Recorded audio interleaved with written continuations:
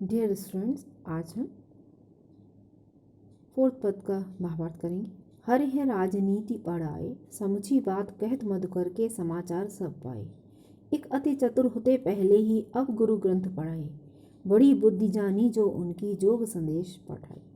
ऊधो भले लोग आगे के परहित डोलत धाय, अब अपने मन फेर पाइए चलत जू होते चुराए। ते क्यों अनीति करे आपुन, जे और अनीति छुड़ाए। राज धर्म तो ये सूर, जो प्रजा न जाहे सताए। इस काव्यांश में गोपियाँ अनुभव करती हैं कि राजा बनने के से पहले कृष्ण का व्यवहार अलग था और राजा बनने के बाद उनके व्यवहार इतना बदल गया है कि उद्धव के हाथ गोपियों के लिए संदेश भिजवा दिया। कृष्ण ने कंस के वध के बाद राजपाट पा लिया है और राजा बनते ही उन्होंने राजनीति की शिक्षा प्राप्त करके छल कपट भी सीख लिया है। गोपियों का मानना है कि सत्ता का लालच, सत्ता का लोभ, सत्ता प्राप्ति के बाद व्यक्ति के व्यवहार में परिवर्तन आ ही जाता है। अब वे मित्र नहीं, सखा नहीं, उनके प्रेमी नहीं, एक राजा हैं। और इस पद में कृष्ण की उपेक्षा से आहत गोपियां उद्धव के माध्यम से कटाक्ष करती हैं। हरिह राजनीति पढ़ाए। हे उद्धव, हम जानते हैं कि कृष्ण ने राजनीति का पाठ पढ़ लिया है। समुची बात कहत मधुकर के समाचार सब पाए। हे उद्धव, हम समझ गए हैं कि कृष्ण क्या कहना चाहते हैं। आपके शब्दों में हम उनके सारे मन के भाव जान गए हैं। मधुकर शब्द का शाब्दिक अर्थ है भौरा, लेकिन यहाँ पर उद्धव के लिए गोपियों द्वारा प्रयोग किया गया संबोधन है। गोपियाँ कहती हैं, हे मधुकर, हम सारी बात समझ गए हैं कि कृष्ण के मन में क्या है और वे हमारे साथ भी राजनेताओं वाला ही व्यवहार कर रहे हैं। तभी तो हमारे दुख को दूर करने के लिए वे स्वयं नहीं आए और वहीं बैठे बैठे उद्धव के माध्यम से ही हम विरहिणी गोपियों के सारे हालचाल जान लेना चाहते हैं। एक अति चतुर होते पहले ही अब गुरु ग्रंथ पढ़ाए। ये पंक्ति गोपियां उद्धव के लिए कहती हैं, हे उद्धव, आप तो पहले से ही इतने चतुर थे क्योंकि आप तो बहुत बड़े ज्ञानी हैं, विद्वान हैं, और अब तो आपके गुरु ने आपको और भी सिखा पढ़ा कर भेजा है। यहाँ पर उद्धव का गुरु कौन है? कृष्ण है। यह गोपियां कृष्ण पर कटाक्ष करते हुए कहती हैं, आप तो पहले ही महान ज्ञानी थे, अब तो कृष्ण ने राजनीति भी पढ़ ली है, तो आपके ज्ञान की महानता का अंदाजा लगाना तो और भी कठिन हो गया है। बड़ी बुद्धि जानी जो उनकी जोग संदेश पठाए। अब कृष्ण की बुद्धि अब तो और भी बढ़ गई है, इसलिए उन्होंने प्रेम को भूलकर योग ज्ञान का संदेश हम गोपियों के लिए भेजा है। कृष्ण राजा बनने के बाद बहुत चतुर हो गए हैं, ज्ञानी हो गए हैं, तभी तो हमारी प्रेम की भावनाएं, हमारी व्यथाएं उनकी समझ में नहीं आ रही हैं।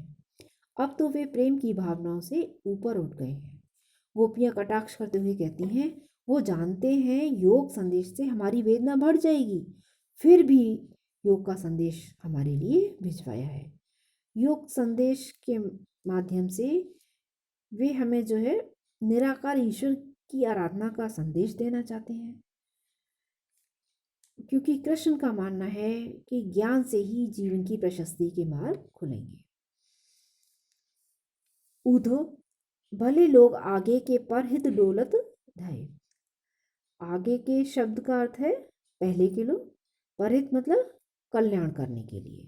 तो यहाँ पर गोपियाँ उद्धव से कहती हैं, उद्धव, आपको तो दूसरों के कल्याण में ही आनंद का अनुभव होता है, क्योंकि पहले के लोग तो दूसरों के कल्याण में ही आनंद अनुभव करते थे और अपना सब कुछ न्यौछावर कर देते थे।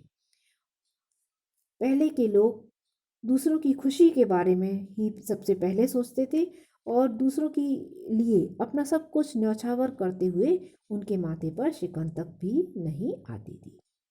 अब अपने मन फेर पाइए चलत जू होते चुराए। गोपियां उद्धव को अपने शब्द जाल में फंसाते हुए कहती हैं, हे उद्धव, हम आपकी ज्ञान की बातें, योग संदेश स्वीकार कर लेंगे, उससे पहले आप भी हमारा ये काम कर दीजिए। ये काम कौन सा करवाना चाहती हैं? वे कहती हैं, हमारे पास एक ही तो मन था जो कृष्ण मथुरा जाते समय चुरा कर ले गए हैं। अगर आप हमारे मन को वापस ला दें तो हम निश्चित ही आपके योग ज्ञान के संदेश को स्वीकार कर लेंगे। यह मैं एक बात स्पष्ट कर दूं कि कोई भी व्यक्ति जो है किसी का हृदय निकाल कर नहीं ले जा सकता, और ना ही कृष्ण जो है किसी के हृदय को निकाल कर ले गए हैं। गोपियां तो यहाँ ये समझाना चाहती हैं कि हमारे पास तो एक ही मन था जिसमें श्री कृष्ण बसे हुए थे, और वो तो कृष्ण मथुरा जाते समय अपने साथ ले गए हैं।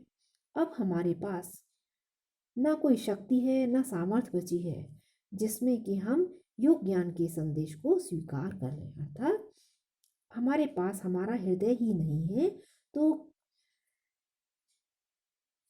हम जो है योग के संदेश को किस प्रकार से स्वीकार कर लें, क्योंकि श्री कृष्ण तो हमारे मन को, श्री कृष्ण के साथ तो हमारा मन चला गया है।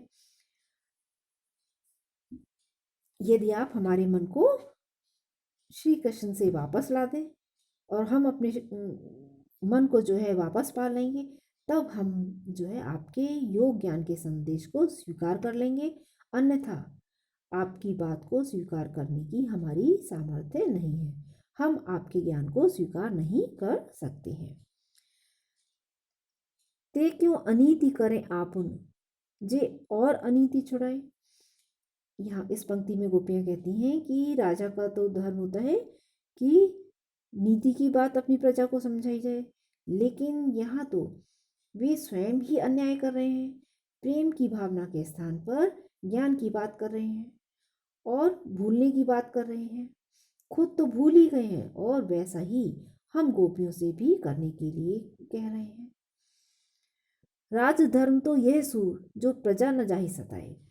अंतिम पंक्ति में सूरदास जी कहते हैं, गोपियां जो है कृष्ण को उनके धर्म को याद दिलाना चाहती हैं।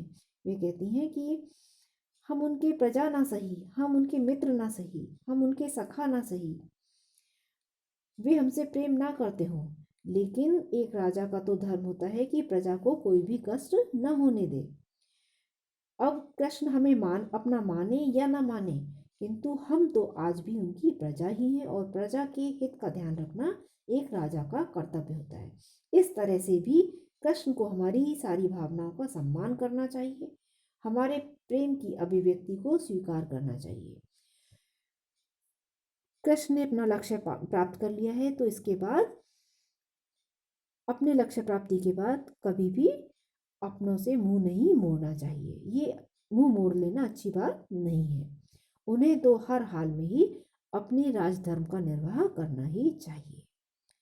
उम्मीद करती हूँ आपको भावार्थ समझ में आ गया होगा।